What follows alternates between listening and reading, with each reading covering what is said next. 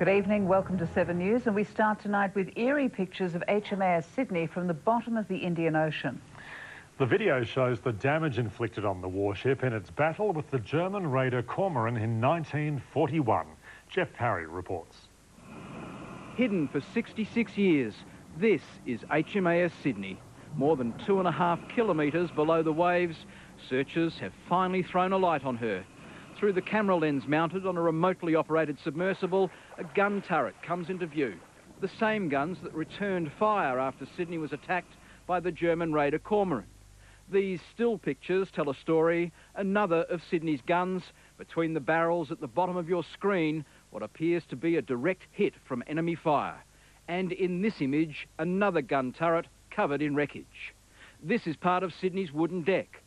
Searchers surprised at her condition despite 66 years at the bottom of the ocean. Very cold down there, there's very little oxygen, so there's not much coral growth and that sort of thing, and there's also not much rusting. The crew of the search vessel Geosounder are gathering pictures around the clock at the wreck site.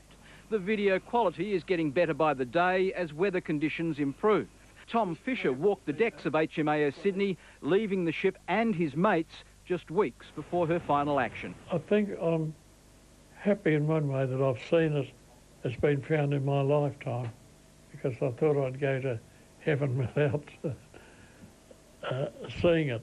Yvonne Osborne watched the first pictures of HMAS Sydney as they were played out to the world. Sorry. Her dad, Arthur Andrews, was on board Sydney when it sank, one of the gun crew in A turret. Yvonne was 10 months old when he died. Seeing these pictures of Sydney makes her feel closer to him. It makes him real, in a sense, because he was just a photograph before. Now it's a bit... It was very difficult.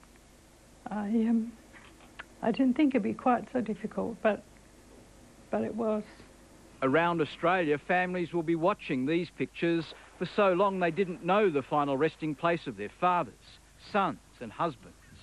Now they can see it. So that they can have a feeling of peace, that they know where their relatives are. And in time they may know what happened.